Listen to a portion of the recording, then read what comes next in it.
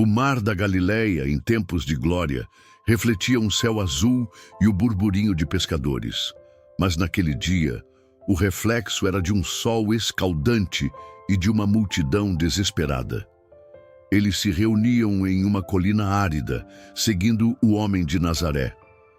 A atração não era apenas por suas palavras de compaixão e suas curas milagrosas, mas por uma força invisível que se alastrava pela região, conhecida em sussurros como a sombra da escassez. Ela não era uma praga, nem uma maldição, mas uma energia silenciosa que sugava a esperança e tornava a terra estéril, os corações pesados e os estoques de comida vazios. As pessoas não só tinham fome de pão, mas também de propósito. Em meio a esse mar de faces cansadas, um garoto chamado Lior, de apenas 12 anos, tentava se equilibrar.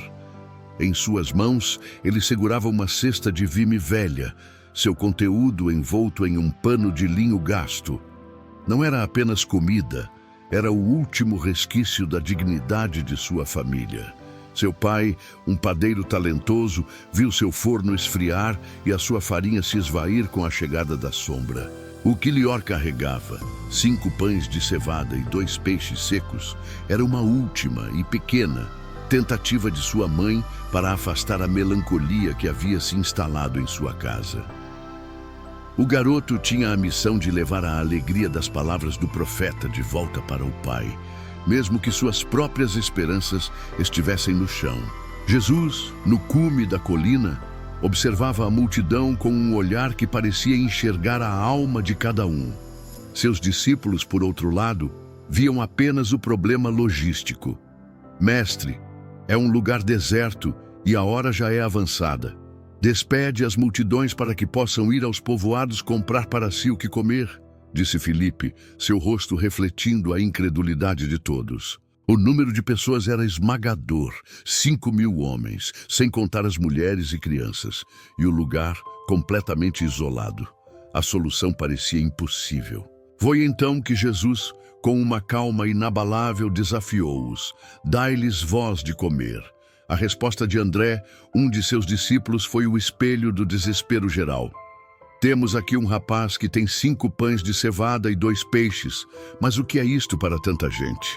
E naquele momento, todos os olhares se voltaram para o garoto Lior, que tentava se esconder com a cesta de vime apertada contra o peito.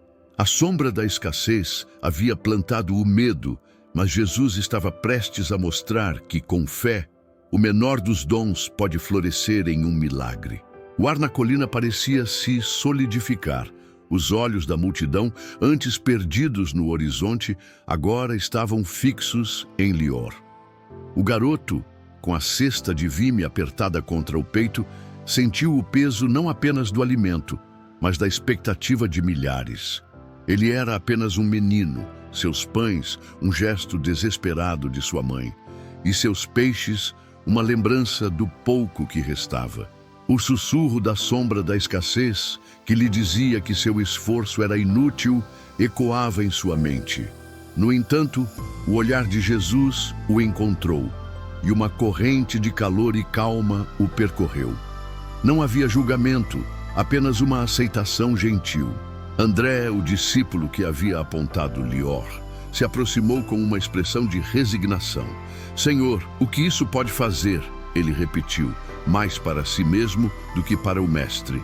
São pães de cevada, poucos, e a multidão é enorme. Não há lógica, não há como. A lógica para eles era uma parede intransponível de números e impossibilidades.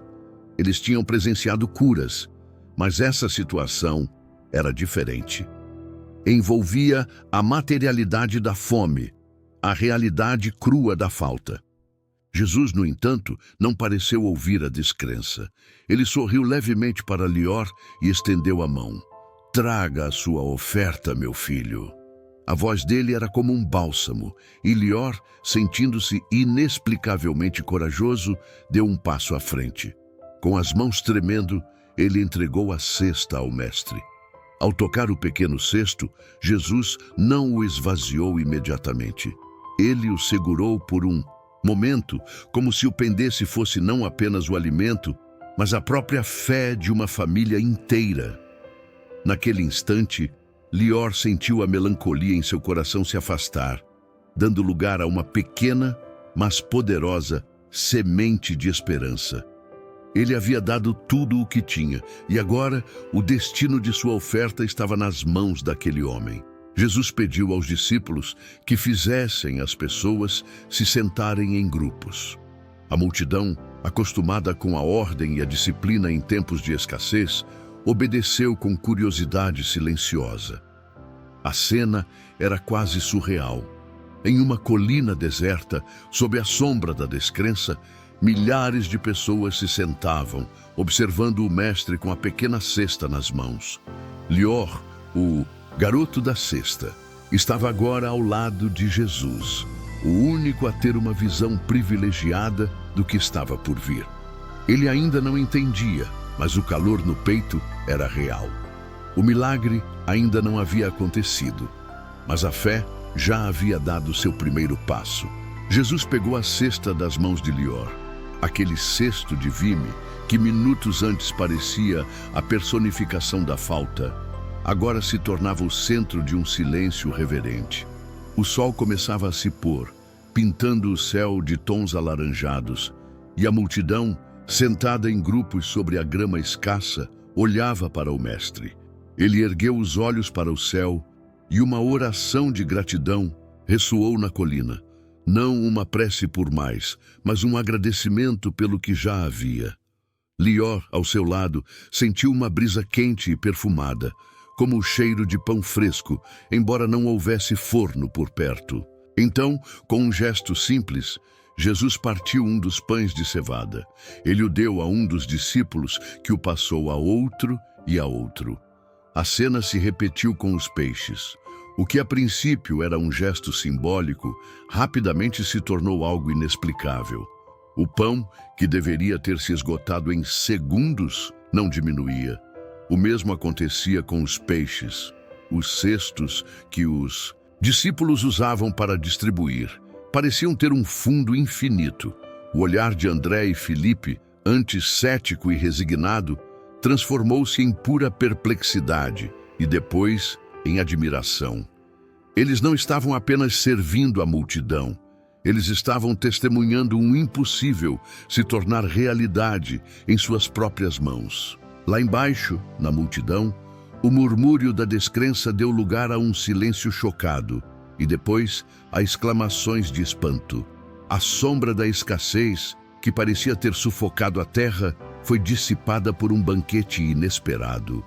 Crianças riram ao receber o pão quentinho.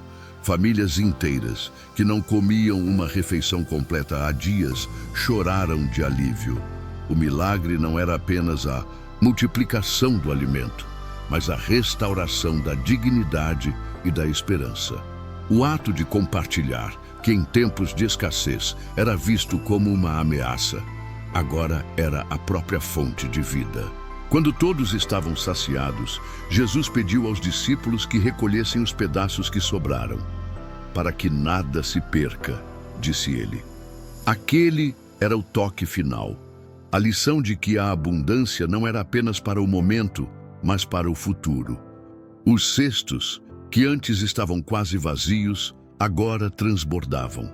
Lior olhou para a sua cesta original, que foi devolvida cheia. E a sombra da escassez em sua casa parecia ter se dissipado para sempre. Com a luz do sol se esvaindo no horizonte, a multidão, de barrigas cheias e corações assombrados pelo milagre, não se dispersou. A sombra da escassez, que os havia mantido presos por tanto tempo, fora banida pelo aroma do pão quente e pelo sabor dos peixes. Eles agora olhavam para Jesus, não apenas como um mestre ou um curador, mas como uma fonte inesgotável de provisão.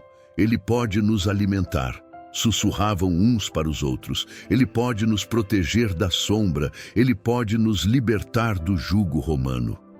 A gratidão rapidamente se transformou em uma nova ambição. um perigoso desejo de transformar aquele milagre de compaixão em um instrumento de poder político. Os discípulos sentiram a mudança na atmosfera. O espanto deu lugar à preocupação. André e Filipe, que haviam distribuído o pão, agora se viam cercados por homens que os viam como figuras de autoridade. Eles foram questionados sobre como Jesus havia feito aquilo, sobre se ele poderia fazer de novo e sobre se ele se tornaria o novo rei, o Salvador que usaria seu poder para trazer uma nova era de glória material. O que havia sido um ato de fé e generosidade estava sendo corrompido por uma interpretação mundana e sedenta por poder. Jesus, no entanto, parecia distante de tudo isso. Ele observou a multidão não com raiva, mas com uma profunda tristeza. A lição de que o pão não era o fim, mas um meio para se alcançar. Algo maior havia se perdido. O que eles queriam não era o reino dos céus, mas uma coroa terrena. Ele então pediu aos discípulos que recolhessem os 12 cestos cheios de sobras, um para cada tribo de Israel, como um sinal de plenitude e não de acúmulo, e os instruiu a entrar no barco e seguir para o outro lado do lago. Lior, o garoto que havia dado tudo o que tinha, observou a cena com confusão. O pai dele, o padeiro, havia lhe ensinado que o pão era um símbolo de trabalho e de partilha. Vê-lo sendo usado como uma ferramenta de poder o deixou chocado. Ele se aproximou de Jesus, que, percebendo a inocência do menino, se abaixou. "Não se esqueça, Lior", disse o mestre, sua voz suave, "que o pão que alimenta o corpo é temporário, o pão que alimenta a alma é eterno." Com isso, Jesus o abençoou e se afastou, subindo a montanha sozinho para orar. A multidão, que queria fazê-lo rei, ficou para trás, frustrada. Enquanto a multidão dispersava-se frustrada por não ter conseguido coroar Jesus como rei, a noite desceu sobre o mar da Galileia. As vozes dos homens ecoavam em murmúrios, e a sombra da escassez parecia ter voltado a cobrir a terra, agora na forma de uma desilusão política. A esperança que havia sido o pão recém-assado agora se misturava ao amargo sabor da expectativa frustrada. Lá em cima, na montanha, a figura solitária de Jesus orava. Ele buscava a quietude e a conexão com o Pai, longe das ambições terrenas dos homens. Ele sabia que o milagre do pão não era o fim, mas o começo de uma lição sobre um alimento mais profundo, uma vida que não depende de reis ou de provisões físicas. Enquanto isso, no barco que seguia para o outro lado do lago, os discípulos lutavam contra a correnteza. O vento, que antes era uma brisa suave, tornou-se uma fúria. Ondas gigantescas, como punhos de um gigante adormecido, se chocavam contra a embarcação. Era mais do que uma tempestade comum. Era a representação física da turbulência que se formava em seus corações. Eles ainda discutiam sobre o milagre, sobre a tentativa da multidão de fazer de Jesus um rei. O medo e a dúvida corroíam a pouca fé que haviam cultivado.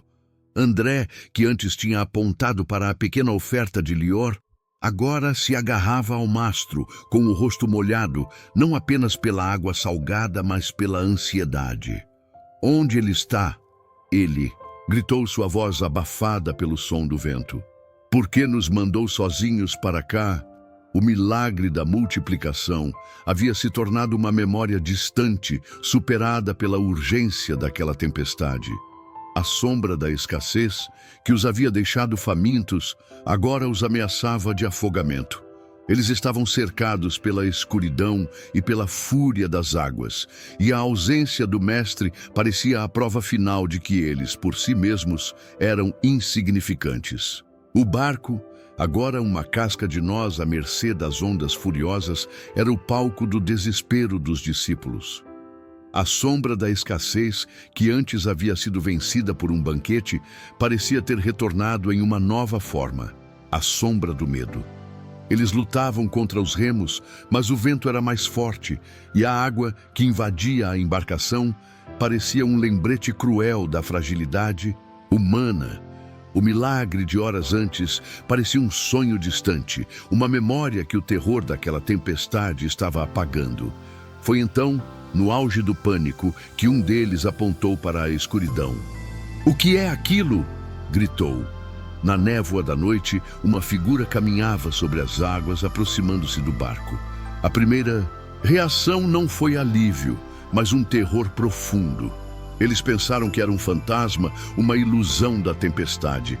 Gritos de pânico ecoaram e eles se encolheram, certos de que aquele seria o seu fim. A voz de Jesus, no entanto, veio sobre o rugido do vento, trazendo uma calma que parecia impossível naquele cenário. "Coragem, sou eu, não tenhais medo." O terror se dissipou e um silêncio assustador tomou conta da tempestade por um instante. Pedro, sempre o mais impetuoso, foi o primeiro a reagir. Uma centelha de fé, alimentada pela visão de Jesus, acendeu em seu coração. "Senhor, se és tu, manda-me ir ter contigo por sobre as águas." A resposta de Jesus foi simples e direta: "Vem." Pedro, sem pensar duas vezes, desceu do barco e, em um ato de fé pura, começou a caminhar sobre as águas. Por um momento, a docética impossibilidade se curvou à sua crença. Ele caminhou, sentindo o poder de Jesus sustentando cada passo. Mas a fé, como a luz, pode ser ofuscada.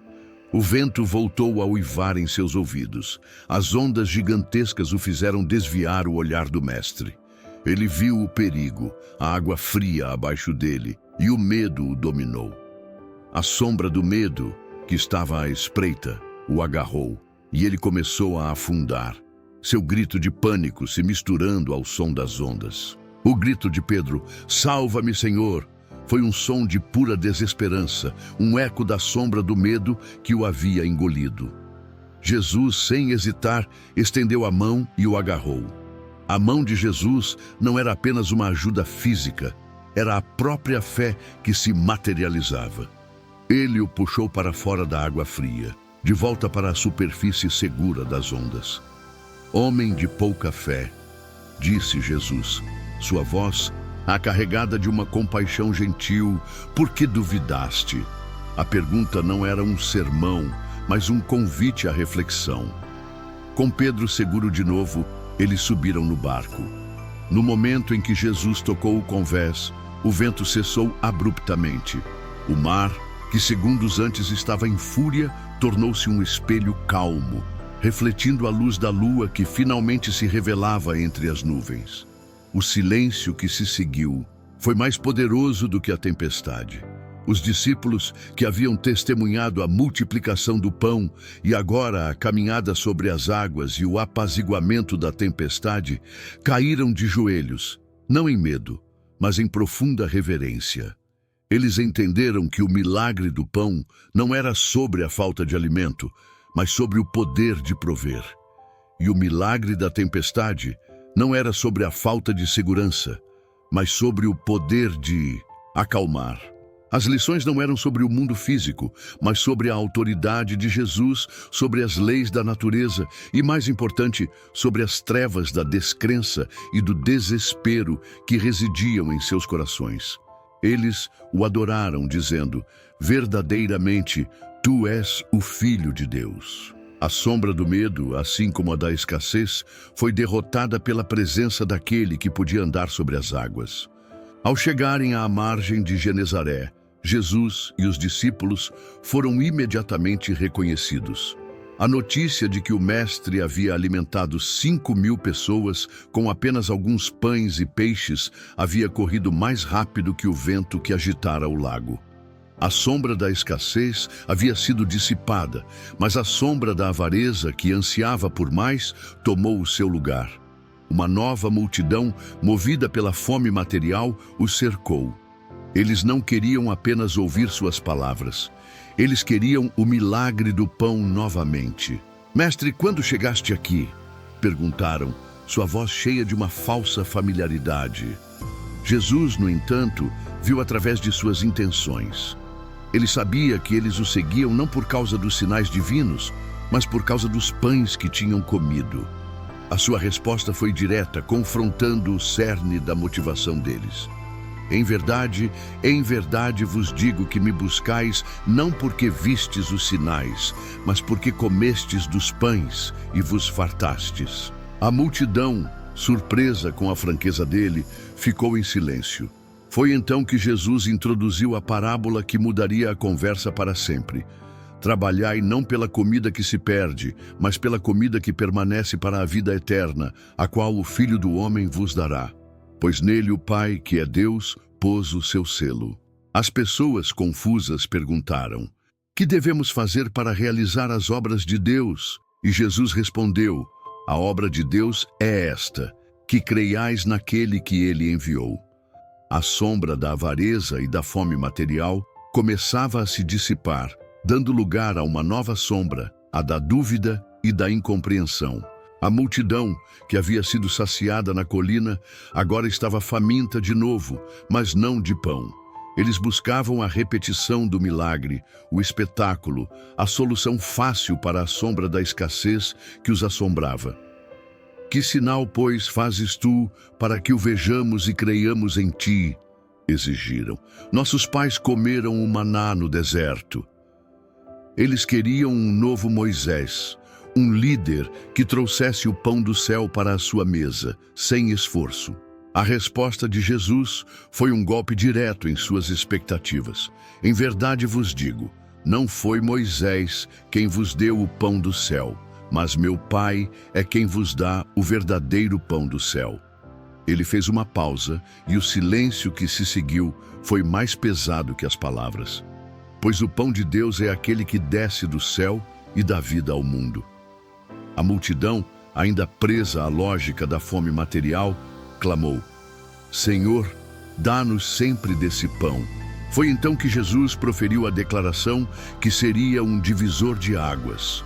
Eu sou o pão da vida. Aquele que vem a mim jamais terá fome, e aquele que crê em mim jamais terá sede. A parábola se tornou uma revelação, mas a sua natureza espiritual era difícil de engolir. A sombra da dúvida se manifestou em murmúrios e questionamentos. Não é este Jesus, o filho de José, cujo pai e mãe nós conhecemos? Como, pois, diz agora, eu desci do céu?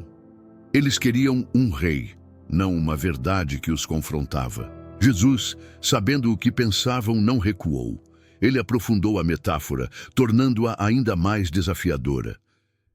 Em verdade vos digo que, se não comerdes a carne do Filho do Homem e não beberdes o seu sangue, não tereis vida em vós mesmos. Para a mente literal, aquilo era impensável, repugnante. Era o ponto de ruptura.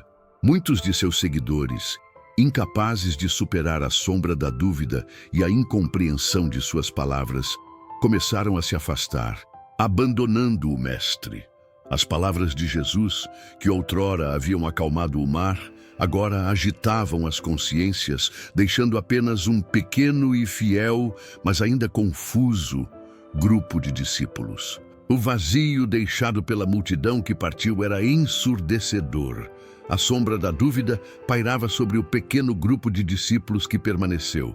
Eles, assim como os outros, não haviam compreendido plenamente as palavras de Jesus, mas algo os mantinha ali. Ele, sabendo dos questionamentos em seus corações, não os consolou nem explicou novamente. Em vez disso, virou-se para eles e fez a pergunta definitiva, um convite final à escolha. Vós também quereis partir? A pergunta era o último teste. Era o momento de decidir se o seguiriam apenas por causa dos milagres e da promessa de provisão, ou por causa da verdade que, embora difícil, ressoava em seus corações. O silêncio tenso foi quebrado por Pedro, o mesmo homem que havia falhado na fé sobre as águas. Agora ele não tinha todas as respostas, mas tinha certeza de uma coisa. Senhor, ele disse, sua voz rouca, mas firme, para quem iremos nós? Tu tens as palavras da vida eterna. As palavras de Pedro não eram um ato de completa compreensão, mas de uma profunda lealdade e reconhecimento. Ele admitia que, por mais que a verdade fosse confusa, ela era a única verdade. O pão que alimentava a alma era mais essencial que o pão que saciava o corpo. Jesus aceitou a resposta deles com um assentimento. Aquele pequeno grupo de homens que havia falhado na fé na tempestade e se preocupado com a fome, havia passado no teste mais importante de todos. Eles escolheram a fé sobre a facilidade, a verdade sobre a popularidade. A sombra da escassez e a sombra da dúvida foram finalmente derrotadas não por um milagre grandioso, mas por uma escolha pessoal e silenciosa. A história de Lior e sua pequena oferta se tornou um símbolo eterno. O que parecia insignificante nas mãos do garoto se tornou a fonte de uma abundância milagrosa. O pequeno ato de dar mais que a sombra da escassez dissesse que era inútil, foi a semente de um milagre.